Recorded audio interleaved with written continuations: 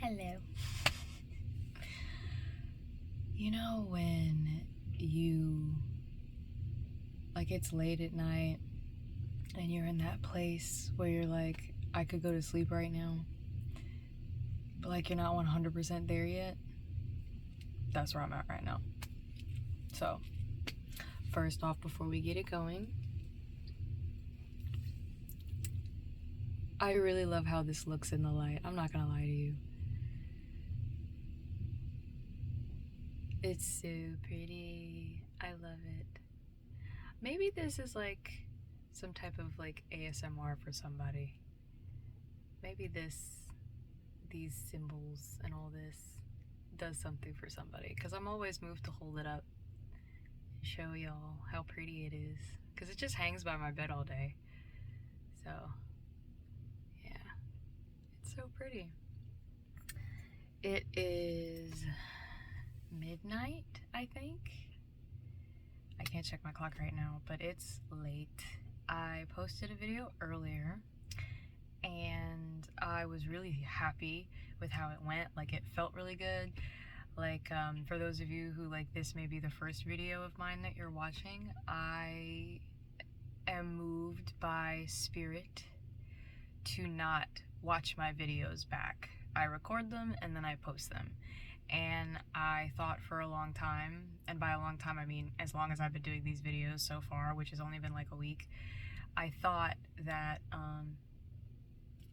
the reason why was because I'm a perfectionist, and watching a video back just so that you can critique it, that doesn't, like, there's so many vocal videos that I used to do. Like, I would record, like, when I was younger, some of the first videos I posted on here was me playing the piano and singing, and I would redo those videos 10, 20 times easy. I'd be sitting at that piano for hours, and I thought originally, yeah, you're not watching it back because of their perfectionism, but I also think it's because there may be things that I say that I may feel the need to clarify.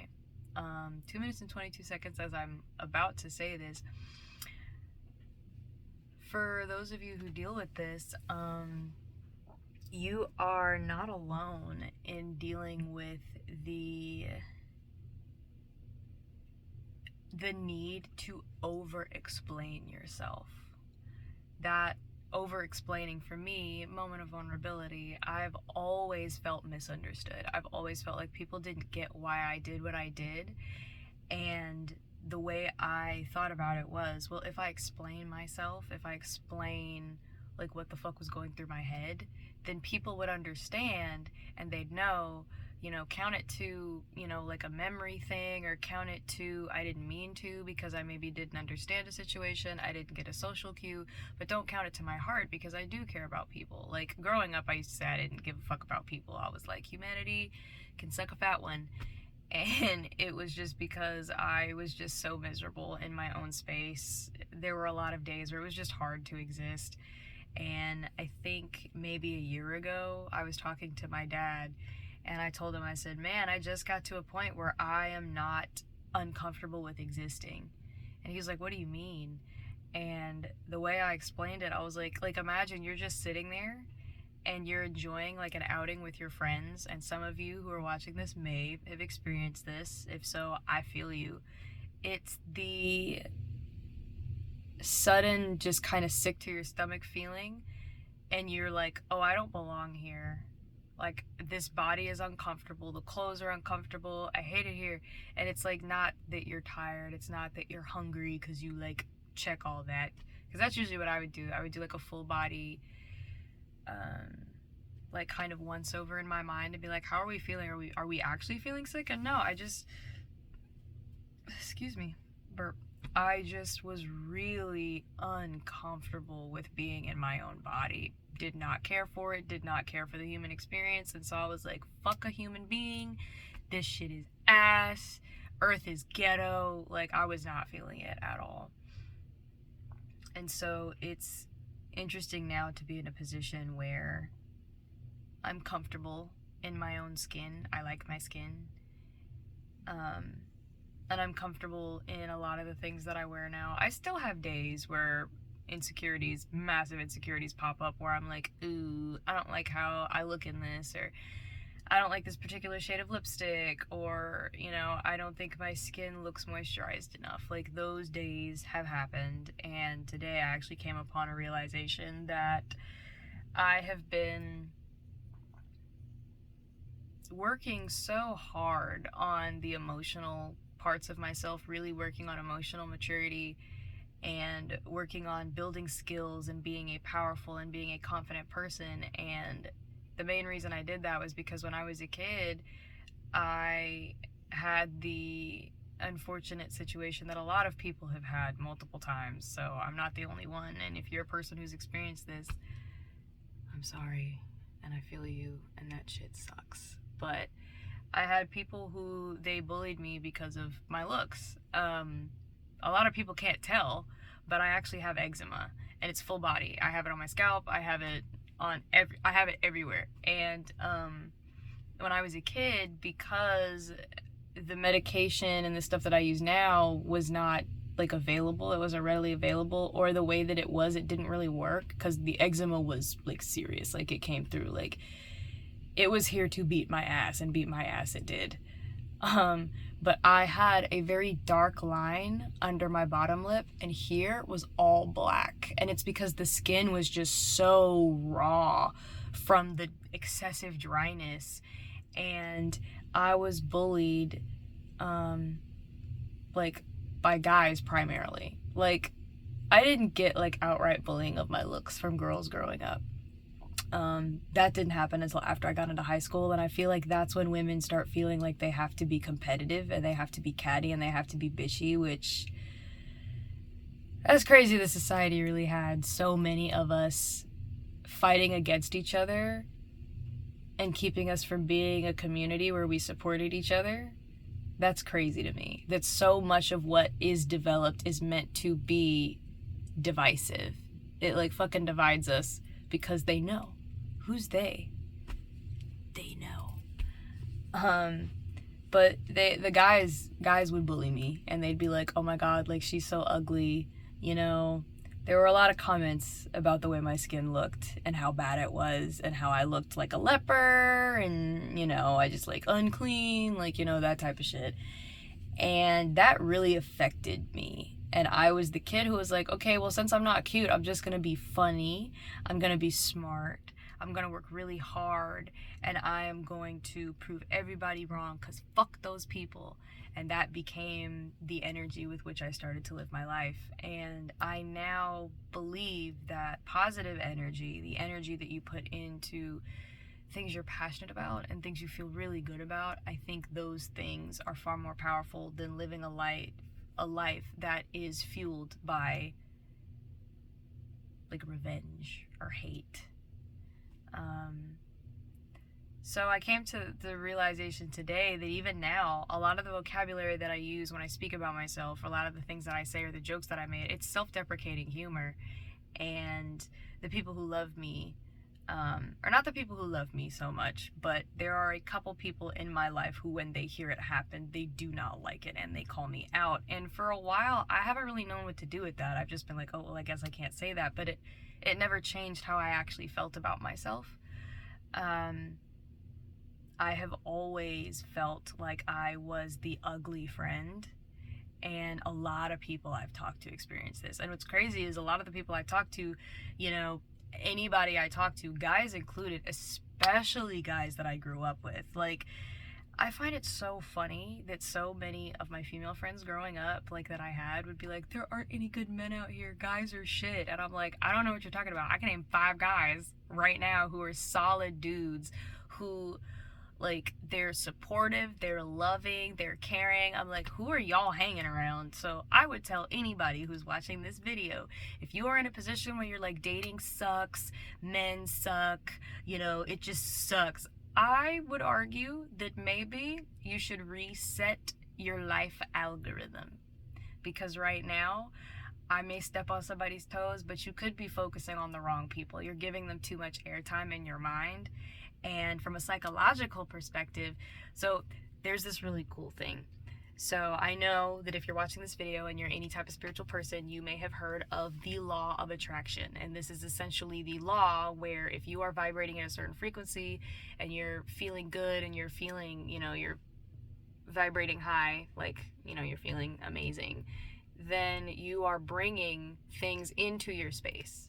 If you feel bad, then you're bringing things that you perceive as being bad into your space. And, I've heard a lot of people be like, oh, that's some magical bullshit. Well, actually, there is psychological reason as to why this happens. Think about it. It's like the yellow car effect. If you wake up one morning and you just leave your house and you're just doing your thing, you're not going to notice many yellow cars. But if you wake up one morning and you go, okay, so I'm going to try to see how many yellow cars I can find today, odds are you're going to see more than you ever see. And it's because your mind is open and it's looking for it. And I think that's kind of how I personally blend kind of like psychology, which to some people is still magical craziness. It's imaginary crazy shit. But for me, like, there's scientific reasons why, like, a lot of the spiritual stuff or metaphysical stuff, because I know spiritual has a weird connotation now. Like, so many people claim that they are spiritual people, and maybe they think they really are, but what they're doing is they're wearing an aesthetic because it's cute or because it's like a trend right now. Like, I remember when tarot card reading blew up and then everybody and their mama and their goldfish wanted to do tarot card readings, which is part of the reason I don't want to do them, because I'm like, that's just such a, it's like taking something that, like, for me, I started doing tarot card reading because I see it as a therapy tool. So it's like the way that tarot cards work is it's just a bunch of cards that have various aspects of your life. I think it's the swords, the pentacles, swords, pentacles, cups, and wands. And those represent the different aspects of your life. I think the swords represent the mental, the cups represent emotions, love, relationships. Pentacles represents like physical things like finances. And then the wands represents like, I never remember what wands represents. Somebody put it in the comments what wands represents when it comes to like tarot. But I use those and I will pull a card and I'll say, okay, so what can I focus on today? Like, that's what I started using them for. So I started doing therapy work with the tarot cards. It's funny because when I was going to college, I actually was going to be a therapist. That's what I wanted to be. But then as I was going through school and I started really like working with certain people in my free time, I realized how heavy certain shit was. And I was like, I can't do this every day. I can't go into an office and hear people, I'm looking at these beautiful, amazing people, and they're talking down on themselves, because somebody in their childhood said some fuck shit to them, and now their whole view of who they are is fucked. And that's a lot of people that I know. You are not alone. Like, you might look in the mirror and you're like, I'm an ugly motherfucker, and that's not the case at all. But it's because you will never see yourself how you actually look in real time moving to other people, because everything you will see is through the lens of your own eyes. Crazy shit, right? I know I went off on a tangent somewhere back there, and I don't know. But, yeah, like, trying to be in the space where I'm bringing positive things into my space. So I realized, maybe our memory is getting a little better by doing these videos. I realized that by saying the negative things that I say about myself, by speaking poorly about the way I look, by saying certain clothes make me look fat, big, short, whatever, by making those comments about myself, I am telling my mind to look out for more shit that is similar to that. So when you speak negatively about yourself, that's what you're doing. You're essentially throwing up like a notification that like pops in, when you're on Steam and or like you've got your Steam and your Discord and everything open, then it's like blink, such and such is playing I don't know, Assassin's Creed like on the side of the screen. That's what it does. It like triggers and it allows your brain to be like, hey, come in, bring me more shit, show me more bullshit about myself so that I can confirm it. Crazy, right? So I realized that today, and I was like, I don't want to do that anymore. I want to feel good about how I look. I want to feel good about who I am as a person. A little cheeky good feeling. And I feel like if you are watching this video and you struggle with body imagery things. I know body dysmorphia is a thing, and I have not done enough research about body dysmorphia to speak on it at all. So that's me taking I'm just gonna go around that because that's not for me to talk about, at least not right now. But to those of you who you have things that you don't like about your body, you feel like you have more fat on your stomach, or you feel like you have like the turkey neck thing going, or you feel like your nose is too big, or you feel like you got an 8 head and somebody could land a plane with a semi inside it on your forehead, or you feel like you got some big ass feet, like those things about you are wonderful. Those things are wonderful. The only reason, well, not only, there's a lot of, like, some people, like, the things they have about their body are very uncomfortable, and so they want to change them. Totally fine.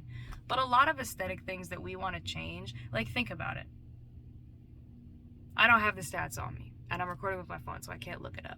But if you were to look up right now how much the cosmetic industry makes, we're talking makeup, we're talking, razors for men's beard, we're talking about conditioner, we're talking about makeup, we're talking about hair pieces, lace fronts. If if we as a people just decided, hey, yo, I like the way I look, and I'm only going to get stuff that, like, I really enjoy using. I'm not going to do this because I'm trying to cover up myself, or because I'm trying to make myself prettier, or because I'm trying to make myself more handsome. I'm trying to get some fly honeys out here in this bitch. Like, if we just stopped doing that, they would lose so much money. Like, they really would. I'm not sure how much, but it would be a lot. Now, I know there are a lot of people, actually, one of my besties, she loves doing makeup. Like, she's a makeup person. And there are some of you who are watching this video who you are happy with the way you look, and you like me, maybe like dressing up, or you like putting makeup on, and that's totally fine. But we know, deep down, if you are leaving the house without eyeliner or lip gloss and you're like, oh, like, I can't believe I look like this, like, that's probably something that's worth looking at. It's worth observing. It's worth being aware of. And I didn't realize this was a complete blind spot. For those of you that have not heard this term, a blind spot is, it's your blind spot. When you're driving and you look in your rearview mirror and you don't see anybody, the reason why you're supposed to hit the over the shoulder, for those of you who are not driving yet, who are getting ready to drive, the reason why you're supposed to do a look over your shoulder on both sides for whatever lane you're merging in is because there's a blind spot right there. And sometimes when you look in the rearview mirror, you can't see that person. So you're going to merge on top of them if you're not paying attention. A lot of people here in the state of Florida don't know that. So, I don't know. A lot of people here in the state of Florida do not care about their life or nobody else's life. The amount of drag racing I see on the highway is crazy. It's wild to me that people just be out here doing crazy stuff. I swear, when I leave this house and I'm in the car, I see a car wreck almost happen every time I get in the car. At minimum one wreck a day, or potential wreck a day that I see. People out here crazy. But, yeah, like, what was I saying? I don't remember what I was saying. But yeah, so, becoming aware of how you feel about yourself and how you feel about the world around you is, I think it's an important endeavor. I think it's something that we can do as a people that will help us. There's something called the art of noticing that I've been seeing on Instagram, and I used to see it on TikTok before I hopped off of there super quick. And it's like, it'll be a video of like different video clips put together, and it's like things in nature, or it's like things in the city. So it'll be like a close-up of a stream and like a little tadpole will be swimming by, or it's like a close-up of the sky and you see a bird super high up in the air, or like a flower like in really high grass or something. And the point is that we as a people can really benefit from slowing down and noticing things. The amount of things that people don't notice is crazy. Like, I get it that like in the city, like when I lived up in Boston, Massachusetts, it was crazy to get on the metro and nobody really looks at each other. And this is like a common thing, right? This is not weird, up north in particular. But for me, I thought it was interesting because some of the most beautiful things and some of the most interesting things that I saw in the city were on the metro. I would see moments where two people would like look at each other and exchange glances, and I would know an entire conversation happened. Or I would see somebody bring like, you know, their support animal, or their, you know, what are those called? Not emotional, yes, emotional support, but then the others, the ones that wear the super vests. Crypto is super dog. Crypto, he's a super dog. I don't remember what they're called. But they help. They have jobs. They have vests. They clock in and they clock out. They do their thing. But like people engaging with animals or with babies, like one person will be standing on one side of the train, another person will be standing on the other side of the train with a baby, and a baby looks at them and they smile, or they make a face and the baby laughs, and like the parent's not really paying attention because they're like looking out the window or something. So it's like when you slow down and you look around, there's so many interesting, cool things that are happening. And my goal every day now is to notice little things. I want to see little things. Like, even when I was a baby, I feel like when I became an adult, this kind of went away and I've had to work to get it back. But when I was a kid, I was very fascinated by things. Like, I would stare at tree bark for forever because I was like, that looks like lines on the human skin. Like, it looks like human skin. And I would make those types of comparisons all the time, like the sand on the beach and shells and like all kinds of stuff. So, I mean, if you are living a fast-paced life and you're working one of those jobs where they're like can handle a fast-paced environment, it's such a turnoff when companies say that, because essentially what they're saying is, can you handle like working as long as possible without a break? Can you handle being treated like an automaton? That's what I hear. And you can disagree with me if you want. That's totally fine. Your opinion is valid. My opinion is valid. I mean, yeah, I guess. But ooh, Cottonmouth. I do not like drinking out of cups, like the tops of certain cups. Do not like it, so I just take the whole top off. I watch the whole thing every night.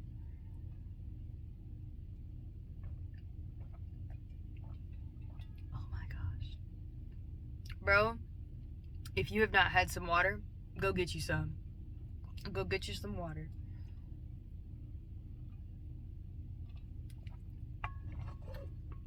Sweet nectar of life. I always think about when I drink water, I think about Rumpelstiltskin from the Shrek movies when he was like, nobody wants some water? A nice cool glass of agua purificada.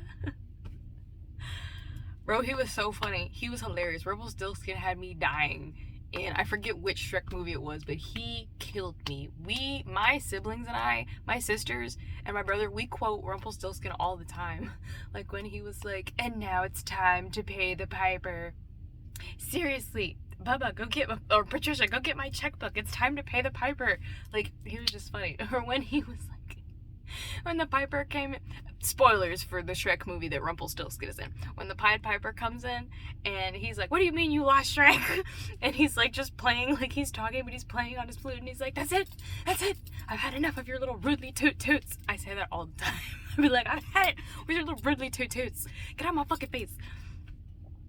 The Shrek movies are actually really good. Like, unironically, I like the Shrek movies. I think they were hilarious. I was watching a podcast where some people were talking about how they used to play Shrek video games, and I thought that was like a super unique experience. I was like, ain't nobody else had the Game Boy Shrek game where you had to go through the ropes in order to run after the mascot, you know, to get information, and then I also had the Monsters Inc. game on Game Boy too.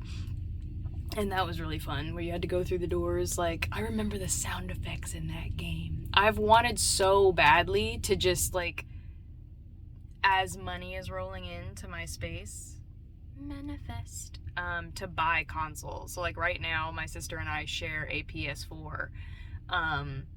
But I would love to get like a GameCube, like to get a GameCube again. I would love to have a Game Boy or like a portable gaming situation, because I don't go a lot of places, if I'm being honest.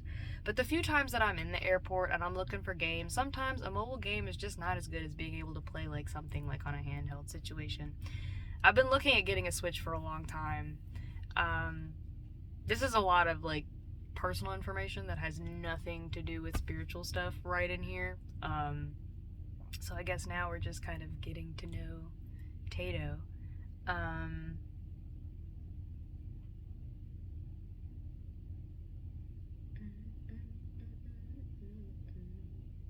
Bro, love is such an interesting thing. Love is such an interesting thing. Like, I've really begun to adopt this paradigm of love is not something, it's not just something that you do, it's something that you are. And when you seek to be love every day, it really changes how you interact with the world around you. Inanimate objects, animals, people. It's just crazy. Like, when people hold the door open for me and I turn and I say thank you and I'm locked in and I'm looking them in the eye, I can see the shock. And it's like, oh, you see me? Cashiers, when I go to the store and I'm like, hey, how are you? And they're like, oh, I'm good. Excuse me, a little burp. And I just saw 25 minutes and 25 seconds. So if you're a person who does this, keep doing it. If you're ever moved to compliment somebody, like you see something on somebody that you like, be respectful. Don't be weird. Don't be weird. You could be respectful, and you could just like, if you compliment a person, they're like, oh my gosh, thank you, I got it at such and such, I like your blah blah blah blah blah. They may be open to having more conversation. But if a person's on some thanks and you still trying to talk, take a hint. There are a lot of people out here who don't know how to take hints. Bro, be more aware of your surroundings, be more aware of self, learn to read the situation. You can even ask. Honestly, if a person rolls up to me and they're like, hey, I want to compliment you, but I also want to have a conversation, depending upon what I'm doing, I might be like, bet. What you want to talk about? Movies? One of my favorite movies in the top. I keep forgetting what year it was done, but it's the Van Helsing movie with Hugh Jackman, Kate Beckinsale. It's like a super nice cast. Very good. Everybody in that movie was super fine. Another movie where everybody in that movie was super fine was The Mummy. I don't know how they managed. They had, almost every character in The Mummy. When they came on screen, I was on some, so is this what we're doing? Okay. All right. So y'all really said, let's fuck them up. Get the finest cast we can get in here. But yeah, so like if you are a person who is leading with love, good on you. Good on you. And love does not mean letting people walk all over you. People may disagree with me. That's fine. But in my experience, love, proper love of self, is setting boundaries. And no, a boundary does not look like this is what you need to do. I've heard a lot of people say, well, I'm setting a boundary. You can't talk to me like that. That's not setting a boundary. What setting a boundary is letting somebody know you don't like what they're doing, and if they continue to do what they're doing, you are going to take the necessary steps to protect yourself. So like, if you talk to me disrespectful, I'm gonna not talk to you. I'm gonna end the conversation and walk away. Not, you better not talk to me, because we can't control other people. We can try. I mean, a lot of people would argue that you can control other people. But my thing is that a person is always going to think and feel how they think and feel. So like, for example, racism. Boom, heavy topic here at night. I don't care about people's racism. I used to. I hated being followed around stores. And I was like, I'm a girl. And I'm wearing shorts and a tank top, and I don't have a big bag. Why are you following me around the store, security guard? And people might be like, he might have thought she was cute. Okay, whatever. But it never helped that I would see other girls walking around with big tote bags, and they happen to be our palm-colored skinned individuals, and ain't no cops following them. That shit used to happen all the time. I used to be accosted all the time. People would be asking me, did you take something? No, I didn't take anything. I'm literally just browsing. So what I started doing was I started putting people to work. I was like, since you got all this time to follow me around, I need you to find me these pairs of shoes in these sizes, please. Thank you. Since you have all this time. If you're a security guard, you walking me to my car, because apparently you got all this time. So I just got tired of that. And actually, it was my dad who told me that he started doing that when he was younger. He was like, they would be following me around the store. I wasn't even doing anything. And I was like, you know what? Hi, how are you? My name is, And then he would be like, I need your help. And then they would be working. So it's like, since you wanted to work, I'm going to help you do that. This is some serious lore. When I have kids, I'm going to be like, guys, things are changing. I was trying to quote the beginning of The Lord of the Rings when she's like, I could feel it in the water, I could feel it in the air, and all that something none now live, to remember it.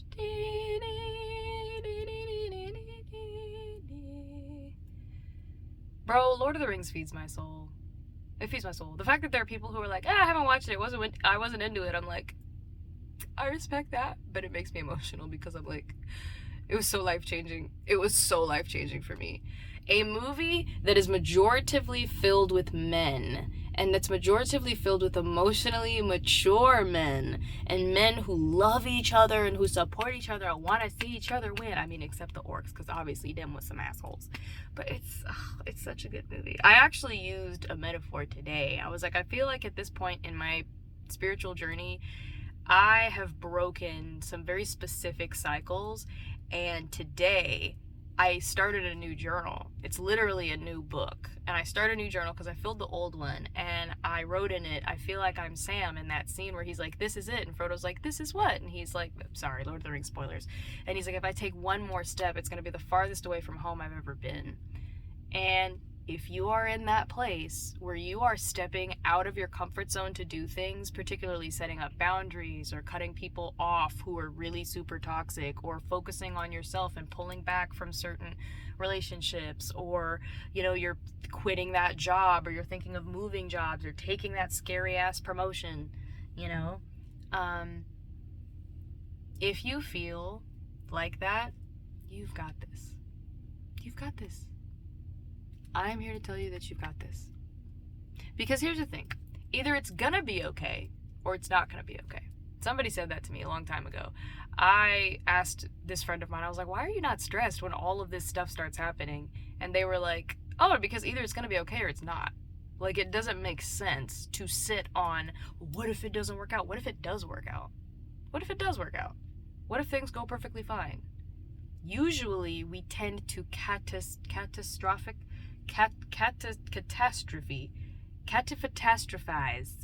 We sometimes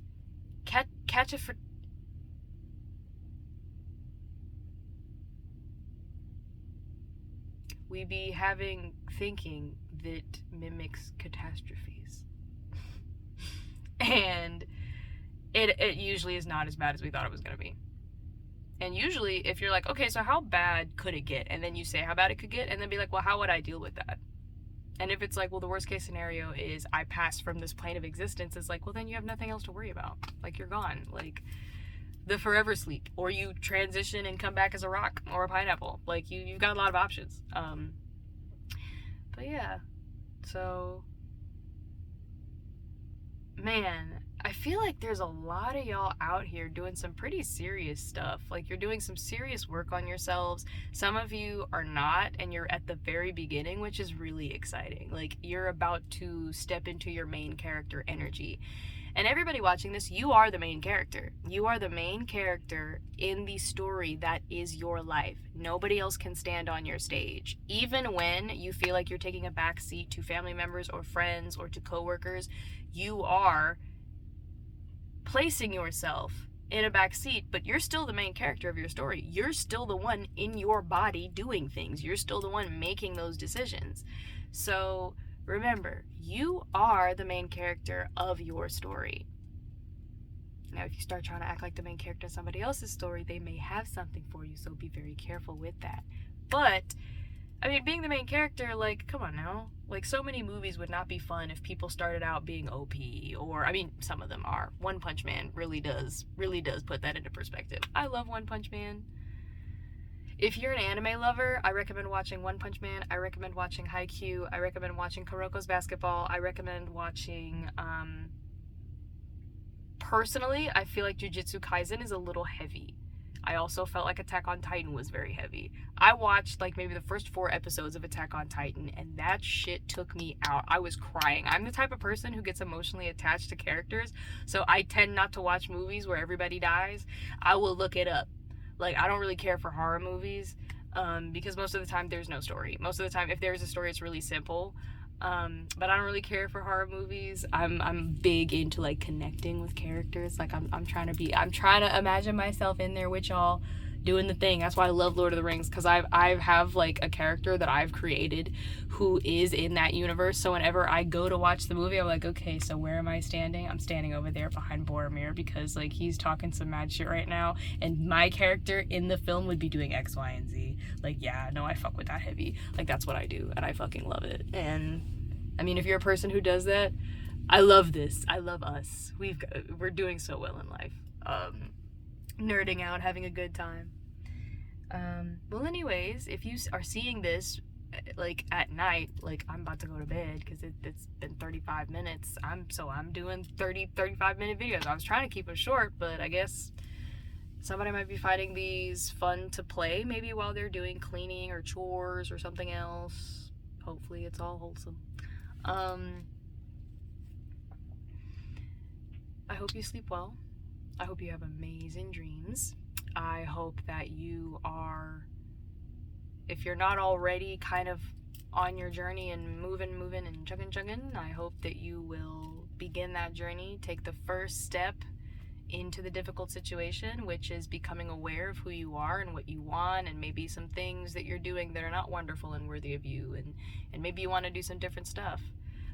Or maybe coming to terms with loving yourself, finding yourself attractive, looking in the mirror every day, and even though it's uncomfortable and you feel like a liar, being like, damn, you fine as fuck. Like, you out here looking very sexy, looking very appetizing. You should do that. You should do that for yourself. But I feel you guys. I love you guys that are all in this collective. I hope you have a good rest of your day. I hope you enjoy whatever else you're enjoying on YouTube or whatever. And I'll holler at you guys later. Mwah. Much love. Whenever I do that, I think of the little bird that goes, mwah, thank you, baby. Mwah. I always think about that. Anyways, love you guys. Bye.